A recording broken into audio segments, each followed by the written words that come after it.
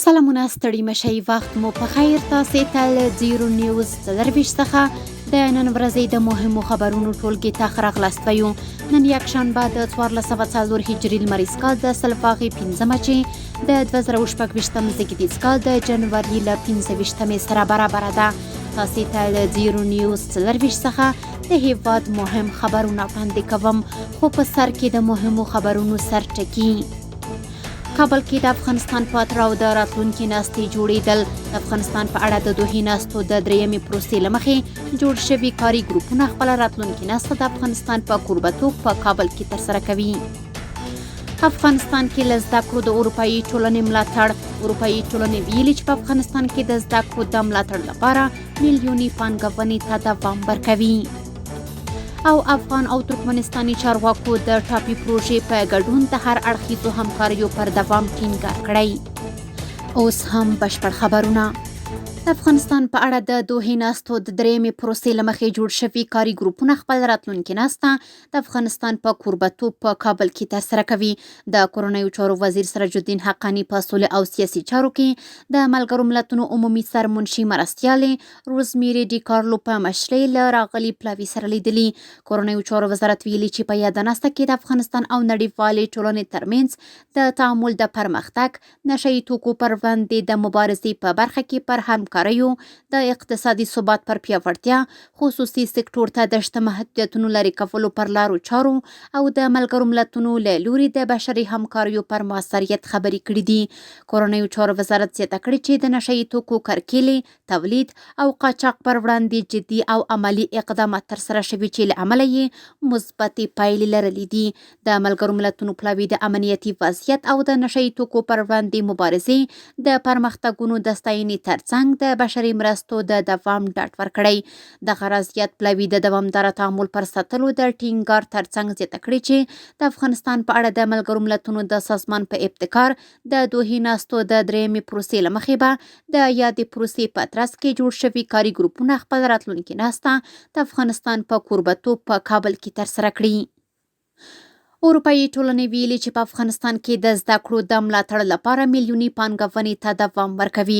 د زده کړې نړیوالې ورځې په مناسبت اروپایي ټولنې یو ځل بیا ټینګار کړی چې با کیفیته او د لاسرسي وړ زده کړه یو بنسټیز بشري حق دی او اعلان یې کړی چې په افغانستان کې د زده کړو د ملاتړ لپاره خپلو مرستو ته دوام ورکوي. اروپایي ټولنې ویلي چې د بېلابېلو نړیوالو بنسټونو په ملګرتیا یې په افغانستان کې ګڼ تعلیمي پروګرامونه پلي کړي تر څو ډاډ ترلاسه شي چې هیڅ ماشوم له زده کړو بې برخې پاتې نشي. د یادې ټولنې په وینا د دوامداره ملاتړ د زده کړو پر وړاندې د دوی ژمنتیا څرګندوي.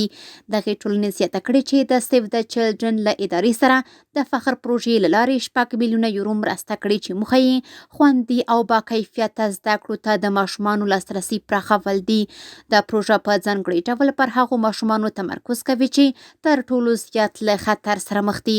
همدارنګه اروپایي ټولنې له یونسکو سره د 4.7 میلیونه یورو مرسته کړې تر څو په 5 ولایتونو کې 1500 ځوانانو او لویانو ته د استفاد زده کړې او مسلکي مهارتونو زمینه برابره کړي.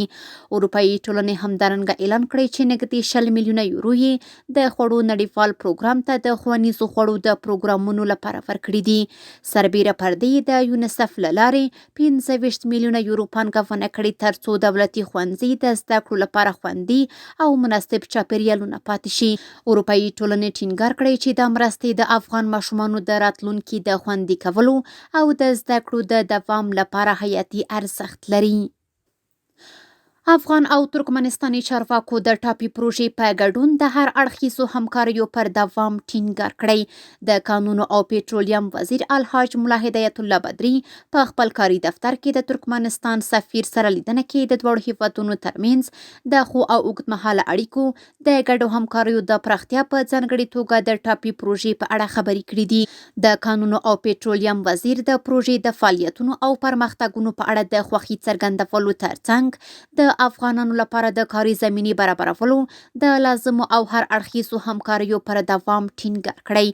دغه راز دواړو لوریو د پروژې د کار پر چټکتیا ټینګار کړی او هیله یې څرګنده کړې چې د روان میلادي کال تر پایه تر هرات ولایت پورې د ټاپي پروژې چارې بشپړې شي. جاپان او ایران هیواد کې د وروستیو درنو واورو د ورېدو له امله مرګ ژوبلې ته خواشیني څرګنده کړې. د جاپان سفیر مساماتو په یوه پیغام کې ویلي چې د وروستیو درنو واورو د ورېدو له امله چې د راپورونو له مخې 160 کسان پکې مړه او 110 نور ټپیان شوي، ژوره خواشیني څرګندوي. بلور په کابل کې د ایران سفارت هم په یوه پیغام کې د افغانستان په بېلابېلو ولایتونو کې د درنې واورې ورېدو، توپان او سخت یخنۍ له امله د یو شمېر افغان وګړو د مړینې له کبله خواشیني څرګنده کړې او د قربانیانو له کورنیو او د افغانستان له ولس سره یې ژوره خواخوږي ښودلې ده. او وروستی خبر همدا چې د کلیو د بیارغونې او پراختیا وزیر د ملګرو ملتونو پراختیایي پروګرام له مشر سره لیدلي. د کلیو د بیارغونې او پراختیا وزارت وزیر ملا عبداللطیف منصور په خپل کاري دفتر کې په افغانستان کې د ملګرو ملتونو پراختیایي پروګرام له مشر سټیفن روډریګس او ملپلاوي سره لیدلي. سټیفن ویلي چې هڅه کوي د یاد وزارت سره همغږي زیاته او د خپلو همکاریو په دوام سره به نور هم د پروژو په زیاتوالي کې هڅه کوي. بلور د کلیو د بیارغونې او پراختیا وزیر ټینګار کړی چې پروژې باید هغو لرو پرتو سیمو کې د اړتیا پر بنسټ پلي شي او ژمنه یې کړې چې د کلیو د بیارغونې او پراختیا وزارت د بنسټیزو پروژو د پلي کولو په برخه کې همکاري کوي. کورنۍ خبرونه هم دومره و. د بهرنیو او سپورټي خبرونو لپاره زموږ پاڼې وڅارئ.